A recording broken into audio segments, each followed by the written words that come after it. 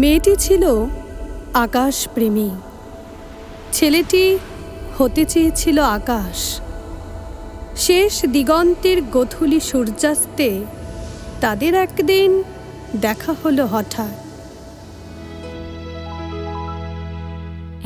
এক বৈশাখে দেখা হলো দুজনার, জ্যৈষ্ঠীতে হলো পরিচয়। আসছে আষাঢ় মাস, মন তাই ভাবছে কি হয় কি হয়, কি জানি কি হয়। এক বৈশাখে দেখা হলো দুজনার। ছেলেটি তখনও অনেকখানি লাজুক। ভয় মেশা অনিশ্চিত উপসংহার জীবন তাকে করেছে ভাবুক। তবুও শেষে মেয়েটির কাছে এসে কম্পিত কণ্ঠে নিবেদন ভালোবাসার। আমি যে মাতাল হাওয়ারি মতো হয়ে যেতে যেতে পায়ে পায়ে গেছি জড়িয়ে। আমি যে মাতাল হাওয়ারি মতো হয়ে যেতে যেতে পায়ে পায়ে গেছি জড়িয়ে। কি করি ভেবে যে মরি বলবে কি লোকে, মন্দ করেছে আমাকে ওই দুটি চোখে। কি নামে ডেকে বলবো তোমাকে, মন্দ করেছে আমাকে ওই দুটি চোখে। মেয়েটি তখনও চঞ্চল, কিছুটা দুরন্ত। তার ছোট্ট জগতে ভাবনারা উদাসীন। হঠাৎ সেই প্রেমের তরঙ্গ কড়ানারে সদ্যস্নাত যৌবনে প্রস্ফুটিত হয় এক অন্য বসন্ত।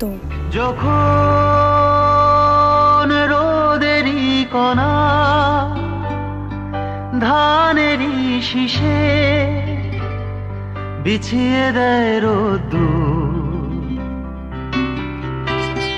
তোমায় ছুঁতে যাওয়ার মুহূর্তরা কে জানে কি আবেশে দিশাহারা। তোমায় ছুঁতে যাওয়ার মুহূর্তরা কে জানে কি আবেশে দিশাহারা। সেই থেকে মেয়েটি মেঘ, ছেলেটি হয় আকাশের নীল। জীবন স্রোতে শুরু হয় নতুন গল্প, নীল মেঘের ভালোবাসার দিগন্ত। আইনের ফাঁকে ফাঁকে নীলছে আকাশ, উকি মেরে ডাকছে তোমায়। দূর পাহাড়ের গায়ে খেলনার ঘর বাড়ি ভাসছে আবার কুয়াশায়। চ্যাপ্টা ঠোঁটের ফাঁকে তুমিও এসে চলেছ অকারণ। ঘুরে ঘুরে একই পথে উঠতে উঠতে চলো একসাথে গাই সেই গান।